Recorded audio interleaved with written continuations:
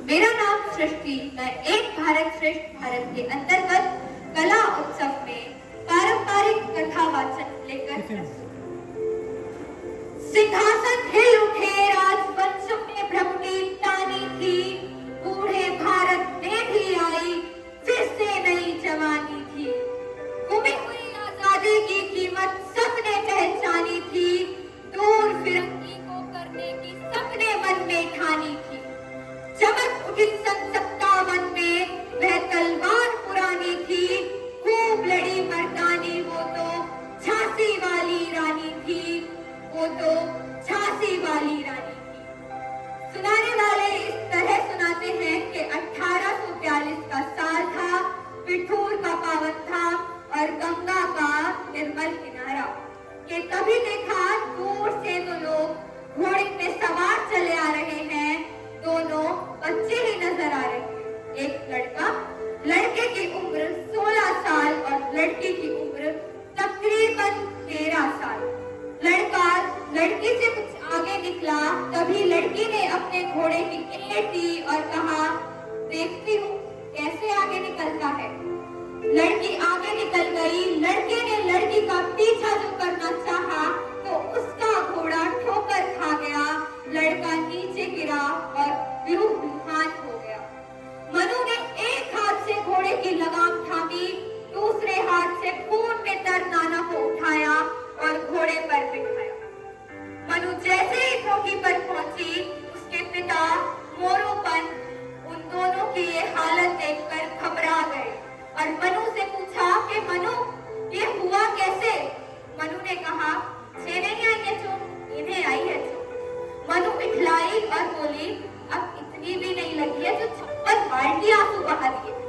चोट जरा सी नहीं है मनु, देखो खून कितना बह गया है। अरे काका, खून तो बह ही गया है, इन्हें कहो आंसू तो ना बहाए। और काका, जो आप वीर शिवाजी महाराज की गाथाएं सुनाते थे, उनमें क्या लड़ाइयां रेशम की डोर और कपास की पोंतियों से लड़ी जाती थी। वो समय और था मनु, क्यों? अब क्या बदल गया है काका?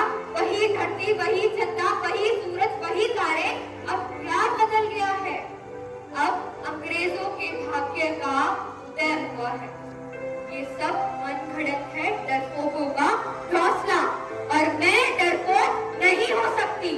और काका, आप भी तो कहते थे ना, मनु को ताराबाई बनना, दुर्गा बनना, काली बनना, या ये सब डरपोक थी?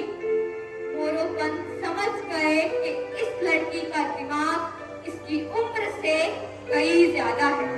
मन ही मन मोरोपंत ने सोचा कि इतनी विलक्षण कन्या के लिए वर भी इसके जोड़ का मिल जाए तो बात ही कुछ और हो जाए।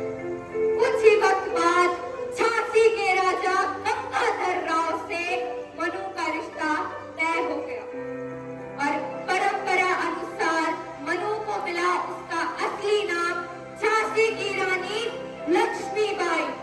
सब सुख में चल रहा था कि शादी के 3 महीने बाद अंग्रेजी फौज ने ग्वालियर के किले पर हमला बोल दिया।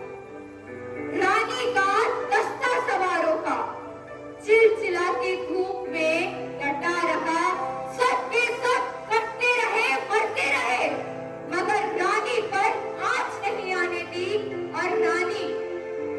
और रानी वो तो अलग ही अंदाज में एक अद्भुत ही रंग में लड़ाई लड़ रही थी। आज झांसी वाले कहते हैं कि रानी के रूप में शक्ति, काली, दुर्गा, भवानी यकजा होकर दुश्मनों का मुकाबला कर रही कि जाओ रानी, याद रखेंगे हम कृतज्ञ भारतवासी, ये तेरा बलिदान जगावेगा स्वतंत्रता अविनाशी। चुप होवे इतिहास, चाहे लगे साथ सच्चाई को फांसी, हो मतवादी विजय मिटावे, चाहे बोलो से चाहे झांसी। तेरा इस मार्ग है, तू ही तू खुद एक निशानी थी, खूब लड़ी मर्दानी, वो तो झांसी वाली रानी थी। धन्यवाद।